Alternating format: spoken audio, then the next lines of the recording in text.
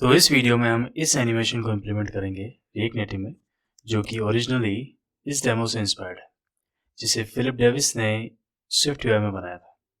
तो हम same implementation कुछ माइनर एडिशंस के साथ करेंगे, जैसे कि एंकर, जिसके क्लिक पे हम ओपन एंड क्लोज कर सकते हैं, एंड कलर के क्लिक पे जो स्क्रीन का बैकग्राउंड है वो चेंज होगा, एंड जो पैलेट व्यू है वो जेस्चर बेस्ड है। तो ये हमारी जो टच पोजीशन है स्क्रीन पे उसको फॉलो करेगा, उसके बेसिस पे पैलेट को रोटेट करेगा। इसके अंदर कुछ डिफरेंट लेयर्स होगी और हर लेयर की एक डिफरेंट डिग्री रोटेशन होगी, और रोटेट करते टाइम अगर डिग्री वैल्यू 90 डिग्री से ज़्यादा है तो ये इस तरह से ओपन हो जाएगा, एंड अगर नहीं है तो अपनी ओरिजिनल पोजीशन में आ जाएगा। तो ये इम्प्लीमेंटेशन हमें करनी है रिएक्ट नेटिव में। So let's start. तो पहले हम यूआई इम्प्लीमेंट करेंगे, फिर बाद में जेस्चर एंड एनिमेशन को ऐड करेंगे। तो पहले देख लेते हैं कि कौन से पैकेजेस की हमें ज़रूरत होगी। एक तो है जेस्चर हैंडलर, जेस्चर डिटेक्ट करने के लिए एंड उसके अकॉर्डिंग एक्शन परफॉर्म करने के लिए, और रीएनिमेटेड एनिमेशन के लिए। और कोड साइड में मैंने ऑलरेडी कुछ वेरिएबल्स क्रिएट कर रखे हैं। ये तो हो गया कलर्स का एरे, जिसमें सारे जो भी पैलेट के कलर है वो स्टोर्ड है, एंड इसमें पैलेट में 6 लेयर्स होगी और हर लेयर में 3 कलर्स होंगे, और ये हो गए हमारे पैलेट की फिक्स्ड विड्थ एंड हाइट। तो अब यूआई स्टार्ट करते हैं। तो कंटेनर होगा हमारा सेफ एरिया व्यू, और इसकी स्टाइल हम दे देते हैं कंटेनर, जिसको हम दे देंगे फ्लेक्स 1। इसके अंदर एक व्यू, और ये होगा हमारा पैलेट्स का कंटेनर, जो भी पैलेट्स की लेयर्स होगी उसका कंटेनर। इसकी स्टाइल होगी पैलेट साइज, जिसमें हम ये जो फिक्स्ड विड्थ एंड हाइट है उसको असाइन करेंगे। तो विड्थ हो जाएगी palette width and height, palette height. अब पैलेट को रेंडर करने के लिए हमें इस एरे पे लूप चलाना होगा। तो मैप कलर्स इंडेक्स, और इसमें हम पैलेट का जो कंपोनेंट है उसे रेंडर करेंगे। अब इसके लिए मैं एक अलग कंपोनेंट बनाऊंगा, बिकॉज जो इसके जेस्चर और एनिमेशन का लॉजिक होगा वो इंडिविजुअल होगा हर पैलेट के लिए इंडेक्स के बेसिस पे। तो एक कंपोनेंट क्रिएट करते हैं, पैलेट आइटम, जो रिटर्न करेगा एक व्यू। इसकी स्टाइल होगी पैलेट कंटेनर, और इसकी विड्थ एंड हाइट भी हम सेम फिक्स्ड असाइन करेंगे, और इसकी स्टाइल होगी पोजीशन एब्सोल्यूट। अब पोजीशन एब्सोल्यूट इसलिए है क्योंकि जो पैलेट होंगे वो एक दूसरे के ऊपर रेंडर होंगे, एंड इसका बैकग्राउंड कलर होगा वाइट। ओके, वी हैव यहाँ पे पैलेट को रिटर्न, ओके, इसको दे देते हैं बॉर्डर रेडियस 20 एंड थोड़ी सी पैडिंग कलर्स और कंटेनर के बीच में। ठीक है, तो अब इसमें अपन जो कलर्स है उसको रेंडर कर सकते हैं, एंड वो हमें यहाँ से मिल सकते हैं, जिसको हम एज अ प्रॉप पास कर सकते हैं, तो यहाँ पे एक्सेस कर सकते हैं। पहले इसके लिए एक टाइप क्रिएट कर लेते हैं। उसके लिए इंटरफेस पैलेट प्रॉप्स, जिसमें होगा कलर्स जो कि स्ट्रिंग का एरे है, और दूसरा होगा इंडेक्स जो कि है नंबर, एंड इसको यहाँ पे असाइन कर देते हैं। अब अपन इसमें लूप करेंगे। कलर्स, ये वेरिएबल है इसका एक आइटम जिसमें 3 कलर्स होंगे, तो इसके अंदर होगा कलर एंड कलर का इंडेक्स। तो इसमें हम जो आइटम रिटर्न करेंगे वो होगा प्रेसेबल, क्योंकि बाद में हम कलर के क्लिक पे जो स्क्रीन का बैकग्राउंड है उसे भी चेंज करेंगे, तो इसलिए ये क्लिकेबल कंपोनेंट होना चाहिए। एंड इसकी की हम दे देते हैं इंडेक्स और स्टाइल हो जाएगी कलर आइटम।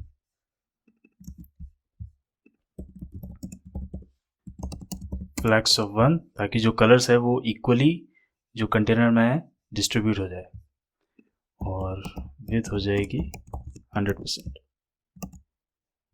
तो कुछ शो नहीं होगा, उसके लिए हमें इसको एक बैकग्राउंड कलर प्रोवाइड करना होगा, जो कि हम यहाँ से डायरेक्ट पास कर सकते हैं। इसको बॉर्डर रेडियस दे देते हैं 8 एंड थोड़ा सा मार्जिन कंपोनेंट्स के बीच में, मार्जिन बॉटम हो जाएगा 4। और इसको लास्ट आइटम के लिए अवॉइड करने के लिए हम एक कंडीशन ऐड कर सकते हैं कि अगर इंडेक्स लास्ट आइटम से कम है लेंथ -1 तब तो होगा 4, अदरवाइज होगा 0। तो ये स्पेसिंग भी हट गई। और अब अगर आप टॉप में देखो तो जो बॉर्डर का कॉम्बिनेशन है वो थोड़ा वियर्ड है, फर्स्ट आइटम का और कंटेनर का। तो इसके लिए एक कंडीशनल स्टाइल ऐड कर सकते हैं कि इफ़ इंडेक्स इज 0 देन हम ये वाली स्टाइल अप्लाई करेंगे, जिसमें हम जो टॉप कंपोनेंट है उसका बॉर्डर रेडियस थोड़ा सा इंक्रीज कर देंगे टू मैच दी कंटेनर। तो वो हो जाएगा border top left radius same 20 and border top right radius 20। अब ये थोड़ा कंटेनर से मैच कर रहा है।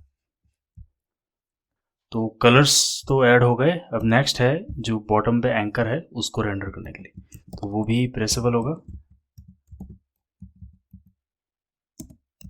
एंड इसकी स्टाइल हम दे देंगे एंकर कंटेनर। इसको हम फिक्स्ड हाइट देंगे 50 की एंड इसकी विड्थ होगी 100%। इसके अंदर हम जो एंकर का व्यू बनाएंगे वो सेंटर्ड होना चाहिए, तो उसके लिए justify contain centre and align items centre. अब जो एक्चुअल व्यू है, एंकर व्यू है, उसको रेंडर करते हैं। उसके लिए एक तो आउटर व्यू होगा और एक होगा इनर व्यू। इसकी स्टाइल हम दे देंगे एंकर आउटर सर्कल एंड इसकी स्टाइल हो जाएगी anchor inner circle.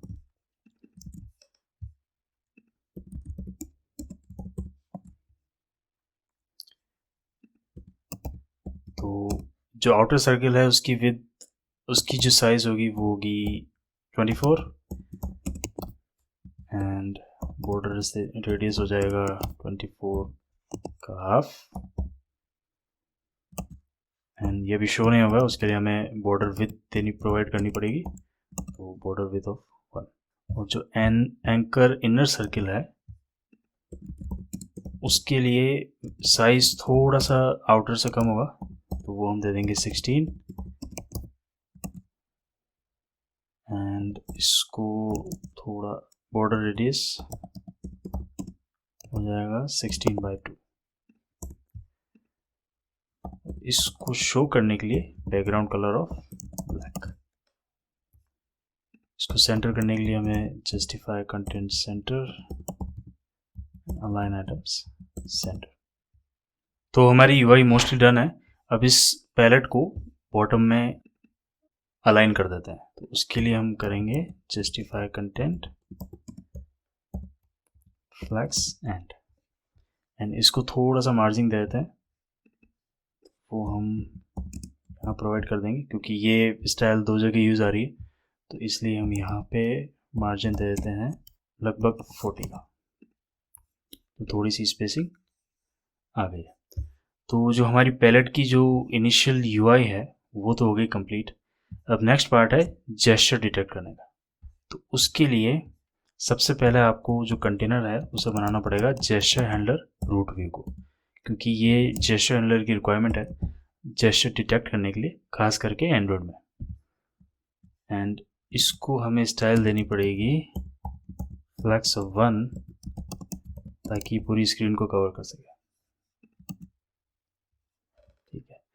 And second step है उस व्यू को रैप करने का, कवर करने का, जिसमें हम एक्चुअली जेस्चर डिटेक्ट करना चाहते हैं, तो वो होगा पैलेट व्यू। तो उसके लिए यहाँ पे हमें ऐड करना होगा जेस्चर डिटेक्टर, जिसको एक प्रॉप चाहिए जेस्चर, जिसमें हमें हैंडलर पास करना होगा, जिसको मैं कहता हूँ ड्रैग जेस्चर। और ड्रैग जेस्चर हो जाएगा जेस्चर एक पैन इवेंट हैंडलर, क्योंकि हम जो यूज़र का टच इंटरेक्शन है कंटिन्यूस जो भी स्क्रीन पे होगा हम वो डिटेक्ट कर रहे हैं। तो उसके लिए हो जाएगा पैन हैंडलर। एंड उसमें हमें मेनली 3 इवेंट्स चाहिए। एक तो हो गया स्टार्ट, जब यूज़र स्क्रीन को टच करेगा उस केस में हमें ये वाला कॉल बैक मिलेगा। दूसरा हो गया ऑन अपडेट, जब यूज़र कंटिन्यूसली स्क्रीन से इंटरेक्ट कर रहा है और उसने अपनी फिंगर अभी तक रिमूव नहीं की है, तो जो कंटिन्यूस हमें इवेंट्स मिलेंगे वो हमें यहाँ मिलेंगे। और तीसरा है ऑन एंड ये उस केस में है जब यूज़र ने इंटरेक्शन रिमूव कर दिया है एंड ये लास्ट कॉल बैक होगा। तो ये वाला पार्ट डन है। अब नेक्स्ट पार्ट है कि जो भी यूज़र का जेस्चर इवेंट होगा, जैसे जहाँ पे भी स्क्रीन पे जो भी जेस्चर इवेंट होगा, हमें उसका एक एंगल चाहिए एक पर्टिकुलर पॉइंट के बेसिस पे, ताकि उस वैल्यू के अकॉर्डिंग हम पैलेट को रोटेट कर सकें। तो उसके लिए मैं एक फंक्शन क्रिएट कर रहा हूँ, कैलकुलेट डिग्री, एंड ये हम on start and on update में कॉल करेंगे, और जिसमें हम पास करेंगे इवेंट, और इसका टाइप होगा ये।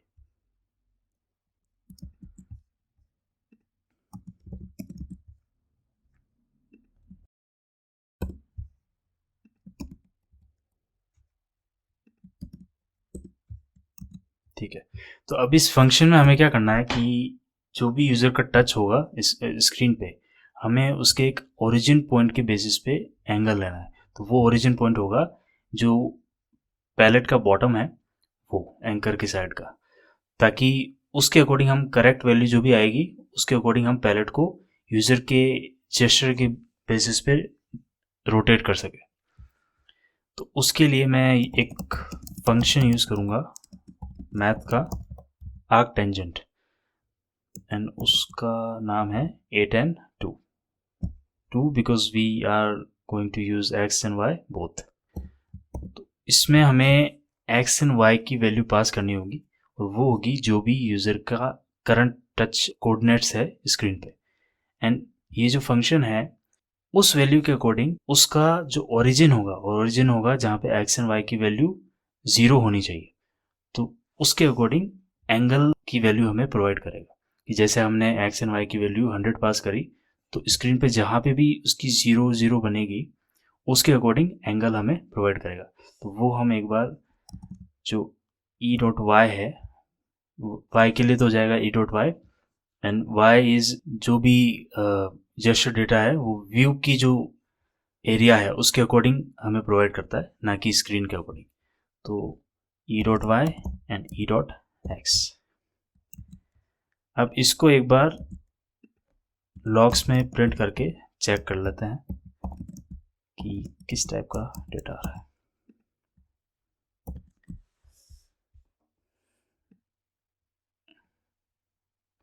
अनदर थिंग कि अभी करंटली एक इशू है कि जैसे आप देख सकते हैं एरर में कि हम इस फंक्शन को जो जेस्चर हैंडलर के कॉलबैक है उसमें डायरेक्टली कॉल नहीं कर सकते, और उसका रीज़न है कि जो जेस्चर हैंडलर और रीएनिमेटेड के जो कॉलबैक्स होते हैं वो बाय डिफ़ॉल्ट होते हैं यूआई थ्रेड में, और जो फंक्शन हम बनाते हैं वो बाय डिफ़ॉल्ट रन होते हैं जावास्क्रिप्ट थ्रेड में। सो हम सिंक्रोनसली एक थ्रेड को दूसरे से कॉल नहीं कर सकते, या तो दोनों यूआई थ्रेड में होने चाहिए या दोनों ही जावास्क्रिप्ट थ्रेड में होने चाहिए, और एरर में भी यही लिखा हुआ है। तो उसको फिक्स करने के दो तरीके हैं। एक तो हम इसमें एक फंक्शन पास करें रन ऑन जेएस ट्रू। तो इस केस में क्या होता है कि हम जेस्चर हैंडलर को बोल रहे हैं कि जो कॉलबैक्स है हमें उसे यूआई थ्रेड की बजाय जावास्क्रिप्ट थ्रेड में ही रन करना है। तो उस केस में क्या होगा, हमारा फंक्शन और जो जेस्चर हैंडलर का फंक्शन है वो दोनों ही जावास्क्रिप्ट थ्रेड में रन होंगे। एंड अब जब हम टच करेंगे तो हमें कोई एरर नहीं दिखेगी। और दूसरा तरीका है फंक्शन के स्टार्ट में एक वर्कलेट ऐड करना है सिंगल कोट के साथ एंड सेमीकोलन। इस केस में भी एरर फिक्स हो जाएगी। तो इस केस में अपन क्या कह रहे हैं कि हम रिएक्ट नेटिव को कह रहे हैं कि हमने जो फंक्शन क्रिएट किया है वो हमें जावास्क्रिप्ट थ्रेड की बजाय यूआई थ्रेड में रन करना है। तो इस केस में क्या होगा, जो जेस्चर हैंडलर के कॉलबैक्स है वो भी यूआई थ्रेड में होंगे और जो हमने फंक्शन बनाया है वो भी यूआई थ्रेड में होगा। तो उस केस में जो कॉन्फ्लिक्ट नहीं आएगा। एंड इस केस को आप नॉर्मली यूज़ नहीं करोगे जब आई थिंक जब आप कोई स्टेट अपडेट कर रहे हो या किसी व्यू को एक्सेस कर रहे हो। बट करंटली हमारे केस में हम इस फंक्शन में सिर्फ बेसिक कैलकुलेशंस ही करेंगे, तो इसका कुछ ज़्यादा फ़र्क नहीं पड़ता है कि उसको यूआई थ्रेड में रन करे या जावास्क्रिप्ट थ्रेड में। तो इसलिए हमारे केस में मैं इस वाले सॉल्यूशन के साथ जा रहा हूँ। एंड यूआई थ्रेड में थोड़ा परफॉर्मेंस का एडवांटेज भी रहता है, तो एक रीज़न वो भी है। तो अब अगर हम जो लॉग्स है वो चेक करें, तो अगर हम इस पैलेट के टॉप से स्टार्ट करते हैं तो ये स्टार्ट होता है 0 से, एंड जैसे ही हम बॉटम पे जाते हैं तो इसकी वैल्यू हो जाती है 250, जो कि हमने इसको स्टैटिक दी है। तो होगा क्या कि जो भी कोऑर्डिनेट्स होंगे, जो ओरिजिन होगा वो बनेगा इसके टॉप लेफ्ट पे, यहाँ पे टॉप लेफ्ट पे, और हम इस फंक्शन से एंगल ले रहे हैं। तो ये क्या करेगा कि जो भी यूज़र का टच वैल्यू होगी, जो भी आपको अभी लॉग्स में दिख रही है, उस पॉइंट का एंगल इस ओरिजिन के बेसिस पे लेगा, और हमें इसकी वैल्यू चाहिए बॉटम के बेसिस पे। तो इसका हमें ओरिजिन चेंज करना होगा। उसके लिए हम क्या कर सकते हैं कि इसका जो ओरिजिन है उसको शिफ्ट कर सकते हैं। तो उसके लिए हम जो पैलेट की जो भी हाइट है, जैसे करंटली ये 0 से स्टार्ट हो रहा है टॉप पे एंड 250 में बॉटम में एंड हो रहा है, तो ये हम इन्वर्स कर सकते हैं। तो उसके लिए हम पैलेट हाइट को e.y से माइनस कर सकते हैं, एंड सेम इसके x के केस में कर सकते हैं। जो भी डिफ़ॉल्ट ओरिजिन है लेफ़्ट से सेंटर में शिफ्ट करने के लिए जो भी वैल्यू है उसको पैलेट विड्थ की हाफ लेंथ से डिवाइड कर सकते हैं। तो अब क्या होगा, इसको अगर हम प्रिंट करके देखें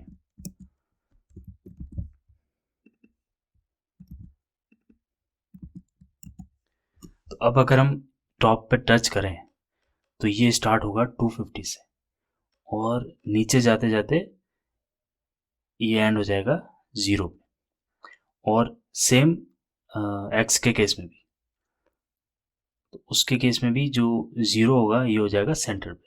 तो हमने बस सिंपल सा ये किया कि यहाँ पे इसको जो भी हमने वैल्यू प्रोवाइड करी, तो हम इसका अब जो भी टच होगा उसकी वैल्यू आएगी, उसकी एंगल की वैल्यू आएगी इस ओरिजिन के बेसिस पे। तो हमने जो डिफ़ॉल्ट ओरिजिन था टॉप लेफ्ट पे उसको बॉटम सेंटर पे शिफ्ट कर दिया ताकि करेक्टली हम पैलेट को रोटेट कर सकें। तो अब ये जो वैल्यू आई है वो आई है रेडियंस में, तो इसको मैं करूँगा कन्वर्ट डिग्री में, और डिग्री में कन्वर्ट करने के लिए हमें जो रेडियंस की वैल्यू होती है उसको 180 बाय पाई से मल्टीप्लाई करना होता है। तो इससे हमें इक्विवेलेंट डिग्री वैल्यू मिल जाएगी एंड इस वैल्यू को हम फंक्शन में रिटर्न कर सकते हैं। और एक और चीज़ ये है कि जो बाय डिफ़ॉल्ट जो भी डिग्री की वैल्यू होगी वो बाय डिफ़ॉल्ट होगी हॉरिजॉन्टल एक्स एक्सिस के राइट वाले एक्सिस पे के बेसिस पे, और करंटली जो हमारे पैलेट का डिफ़ॉल्ट एक्सिस है वो है टॉप। तो इसके अकॉर्डिंग वैल्यू लेने के लिए हमें जो भी डिग्री की वैल्यू है उसको 90 से सब्ट्रैक्ट करना पड़ेगा। तो अब हमें ये करेक्ट वैल्यू मिल जाएगी।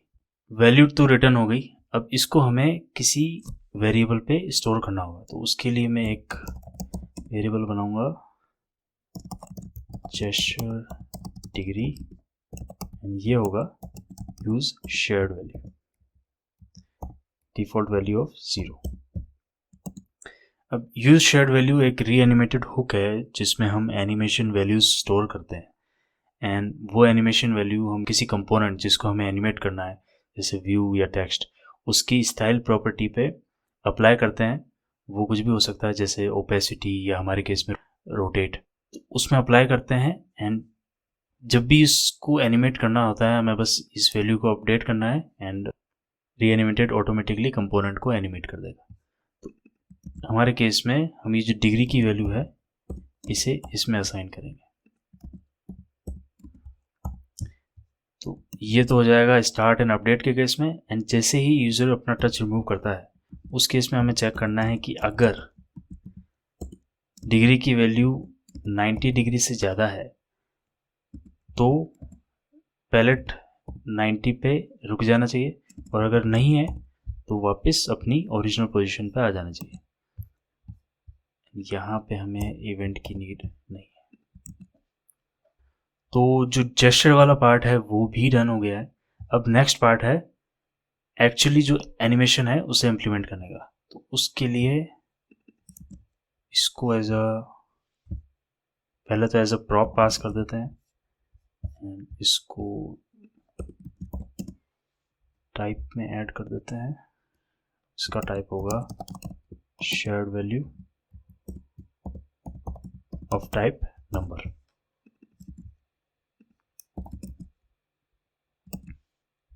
एंड इसको पैलेट को एनिमेट करने के लिए हम रीएनिमेटेड का एक और हुक यूज करेंगे जिसका नाम है यूज एनिमेटेड स्टाइल। एंड इस हुक में हम एक ऑब्जेक्ट रिटर्न करते हैं जो कि होती है स्टाइल प्रॉपर्टीज जिसे हमें एनिमेट करना होता है। एंड वो जो वैल्यू होती है हुक की वो हम स्टाइल में पास कर देते हैं। और ये जो एनिमेटेड प्रॉपर्टीज होती है स्टाइल प्रॉपर्टीज वो शेयर्ड वैल्यू के बेसिस पे एनिमेट होती है। तो जैसे हमारे केस में हम यूज करेंगे ट्रांसफॉर्म व्यू को एनिमेट करने के लिए, और उसकी प्रॉपर्टी हो जाएगी रोटेट, जिसमें हमें पास करना है जो भी डिग्री की वैल्यू है वो। एंड इसको हम विद स्प्रिंग एनिमेशन के साथ एनिमेट करेंगे। एंड ये प्रॉपर्टी एज ए स्टाइल पास करेंगे, और ये जो वैल्यू व्यू है वो होना चाहिए एनिमेटेड व्यू, एनिमेटेड री एनिमेटेड से इंपोर्ट किया हुआ।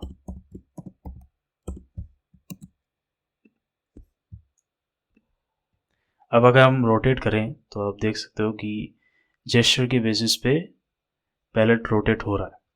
बट करंटली प्रॉब्लम यह है कि जो भी लेयर्स है पैलेट्स की वो सारी एक साथ ही रोटेट हो रही है। तो हमें क्या चाहिए कि हर लेयर की जो रोटेशन वैल्यू है वो डिफरेंट होना चाहिए। तो उसके लिए हम एक फॉर्मूला एक कैलकुलेशन कर सकते हैं। तो वो होगी जो भी डिग्री की वैल्यू है डिवाइडेड बाय एरे की लेंथ -1 मल्टीप्लाइड बाय इंडेक्स। तो इसमें हम क्या कर रहे हैं कि जो भी डिग्री की वैल्यू है उसको जो टोटल लेयर्स है -1 से डिवाइड कर रहे हैं, क्योंकि -1 इसलिए कर रहे हैं क्योंकि जो फर्स्ट आइटम होगा वो हमेशा इस ओरिजिनल पोजीशन पे ही रहेगा, वो रोटेट नहीं होगा। ओनली जो अदर 5 लेयर्स है वो ही रोटेट होगी, तो इसलिए -1। क्योंकि जो 0 इंडेक्स पे जो पैलेट होगा वो अपनी इसी पोजीशन पे रहेगा और बाकी के जो 5 है हमारे केस में वो रोटेट होंगे। तो जैसे अगर डिग्री की वैल्यू है 90, तो ये हमें प्रोवाइड करेगा 6th एलिमेंट के लिए 90, फिर 72, 54, 36, 18 एंड देन 0, इस तरीके से, ताकि जो सारी लेयर्स है उसके एंगल की वैल्यू अलग अलग हो। अब ये जो कैलकुलेशन हमने की है, हमें इसको रोटेट की वैल्यू में पास करना है।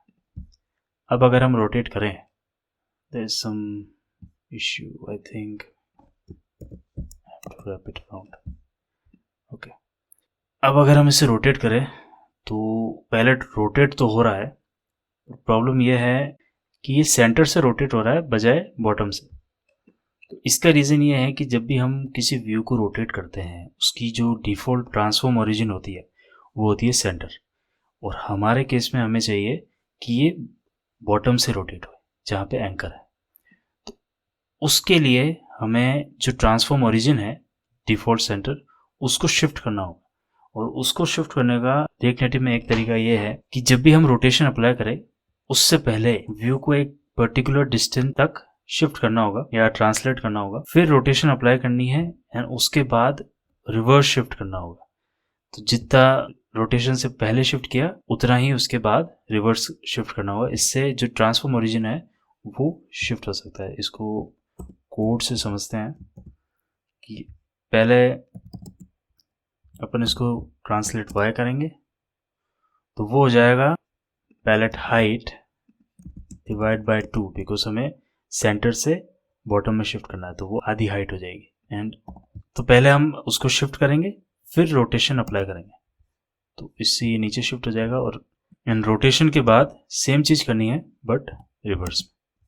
अब अगर हम इसको रोटेट करेंगे तो आप देख सकते हो कि ये सेंटर की बजाय बॉटम के बेसिस पे रोटेट हो रहा है एंड करेक्टली हमारे जेस्चर के पोजीशन की बेसिस पे। बट करंटली प्रॉब्लम यह है कि जो एंकर का पॉइंट है वो बहुत मूव कर रहा है एंड वो अपनी पोजीशन पे फिक्स होना चाहिए जब हम इसको रोटेट करें।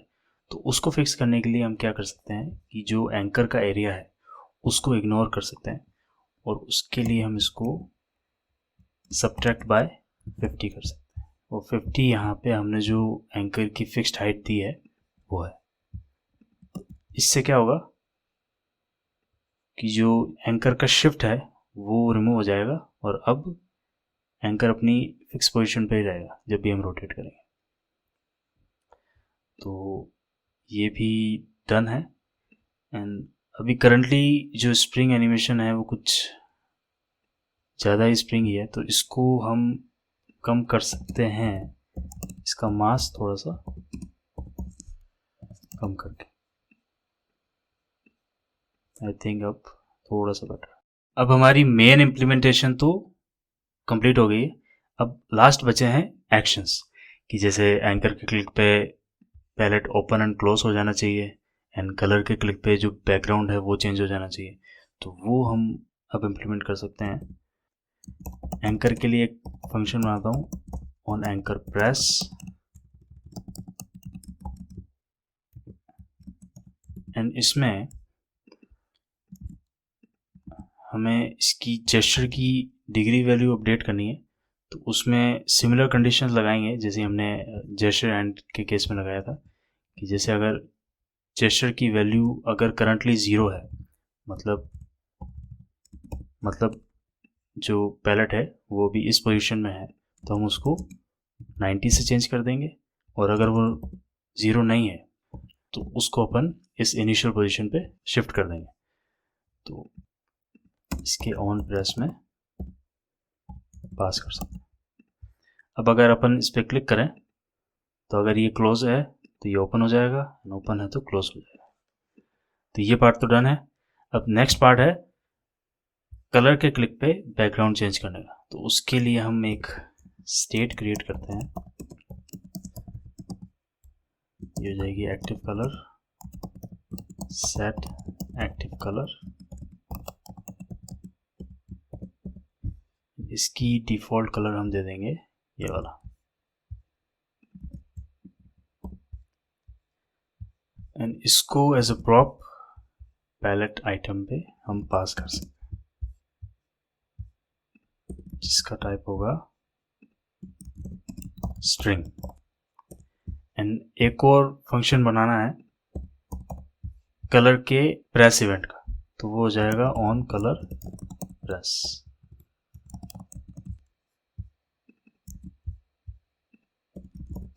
जो कि होगा एक फंक्शन जो एक पैरामीटर एक्सेप्ट करेगा कलर का,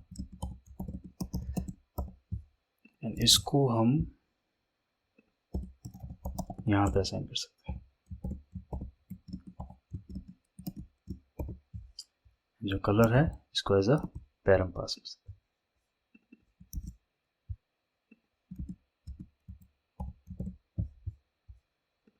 यहाँ पे हम set active colour state update कर सकते हैं कलर की। अब इसको ट्रूली रिफ्लेक्ट करने के लिए इसको हमें कुछ एक प्रॉपर्टीज़ में लगाना होगा, कुछ एक व्यूज़ में। एक तो हो जाएगा कंटेनर, कंटेनर का बैकग्राउंड कलर जैसे ही हम इस पर क्लिक करें इसके थ्रू चेंज कर सकते हैं। जैसे ही हम इस पर क्लिक करेंगे आप देख सकते हो कि जो बैकग्राउंड का कलर है वो भी चेंज हो रहा है। अब इसके साथ साथ हम जो एंकर का कलर है वो भी चेंज कर सकते हैं। तो उसके लिए जो आउटर सर्किल है उसमें हम प्रोवाइड कर सकते हैं बॉर्डर कलर, हो जाएगा एक्टिव कलर, एंड जो इनर सर्किल है उसमें हम बैकग्राउंड कलर प्रोवाइड कर सकते हैं। अब कलर क्लिक पे screen background and anchor colour दोनों चेंज हो रहे हैं। अब चूंकि हम यहाँ पे यूज़ कर रहे हैं तो इसको यहाँ पे हम हटा सकते हैं, एंड ये कंसोल लॉग भी हटा सकते हैं। तो हमारी इम्प्लीमेंटेशन ऑलमोस्ट कंप्लीट है, एंड अगर हम इसको रोटेट करके देखें तो आप एक और चीज़ नोटिस करोगे कि लेफ़्ट साइड में तो ये एक लगभग 90 डिग्री मूव कर रहा है, बट राइट साइड में जब इसको रोटेट कर रहे हैं तो ये पूरा लगभग 270 डिग्री 3/4 ऑफ दी रोटेशन है वो कवर कर रहा है। तो इसको हम फिक्स करने के लिए, ताकि दोनों साइड से लगभग 180 डिग्री का रोटेशन हो जाए, उसके लिए एक कंडीशन यहाँ पे ऐड कर सकते हैं कि इफ़ डिग्री की वैल्यू मोर देन -90 डिग्री जाती है इस वाले केस में, तो हम जो डिग्री की वैल्यू है उसको अपडेट करके डिग्री प्लस 360 कर देंगे। इसको हमें लेफ्ट करना होगा ताकि ये 91 पे होते ही डायरेक्ट 360 प्लस होके 269 हो जाएगा। तो इससे क्या एक सेम बिहेवियर आ जाएगा जो भी हमें राइट के केस में आ रहा था। तो इससे एक पॉसिबल 180 डिग्री रोटेशन हो जाएगा बोथ साइड से। इसको अगर प्रॉपरली देखना चाहें मार्जिन थोड़ा इंक्रीज कर सकता है, तो राइट से भी 180 डिग्री का रोटेशन एंड लेफ्ट से भी सेम। सो जो हमारी इम्प्लीमेंटेशन है वो करेक्टली वर्क कर रही है iOS में। अब इसको नेक्स्ट चेक करते हैं हम एंड्रॉयड में। ये हमारी इम्प्लीमेंटेशन है एंड्रॉयड में, एंड पहले तो ये वार्निंग फिक्स कर देते हैं जो की के रिगार्डिंग आ रही है, जो हमें इस पैलेट आइटम को प्रोवाइड करनी होगी। आप इसको कोई सी भी यूनिक की दे सकते हो, मैं फ़िलहाल के लिए इंडेक्स दे रहा हूँ। तो अगर अपन इम्प्लीमेंटेशन चेक करें तो ये एग्जैक्ट वर्क कर रहा है जैसा iOS में कर रहा था, ड्रैगिंग के रिगार्डिंग एंड एंकर के क्लिक पे एंड कलर के क्लिक पे बैकग्राउंड चेंज। पर अभी भी इसमें एक इम्प्रूवमेंट कर सकते हैं स्टेटस बार के रिगार्डिंग। जैसा iOS में तो क्या होता है कि पूरी स्क्रीन को कवर करता है, पर एंड्रॉयड में हमें स्पेसिफिकली स्टेटस बार का बैकग्राउंड कलर स्पेसिफाई करना होता है। तो वो हम कर सकते हैं स्टेटस बार कंपोनेंट के थ्रू, जो हम रिएक्ट नेटिव से इंपोर्ट करते हैं। इसका बार स्टाइल हम दे देंगे लाइट कंटेंट ताकि टेक्स्ट वाइट रहे, एंड बैकग्राउंड कलर के लिए एक्टिव कलर जो स्टेट है वो पास कर सकते हैं। तो अब अगर हम कलर चेंज करें तो इसके साथ साथ ये स्टेटस बार का बैकग्राउंड भी चेंज करेगा। तो इस तरह से आई थिंक हमारी इम्प्लीमेंटेशन एंड्रॉयड में भी कंप्लीट हो गई है। तो एंड्रॉयड एंड iOS हो गए हैं। अब नेक्स्ट हम इसे वेब में चेक करेंगे। तो ये हमारी इम्प्लीमेंटेशन है वेब ब्राउज़र में, और जैसा आप देख सकते हैं बिल्कुल एग्जैक्ट जैसे कि एंड्रॉयड एंड iOS में वर्क कर रही थी वैसे ही वर्क कर रही है। टच पोजीशन के अकॉर्डिंग रोटेशन, एंड इसको एंकर के क्लिक पे ओपन एंड क्लोज कर सकते हैं, एंड कलर के क्लिक पे जो ब्राउज़र विंडो है उसका बैकग्राउंड भी चेंज हो रहा है। तो इसी के साथ हमारी implementation Android, iOS and web 3 platform पे प्रॉपर्ली वर्क कर रही है। तो आई थिंक इस वीडियो के लिए इतना ही। तो उम्मीद करता हूँ कि आपको वीडियो पसंद आया हो। मिलते हैं अगले वीडियो पर। Thank you for watching.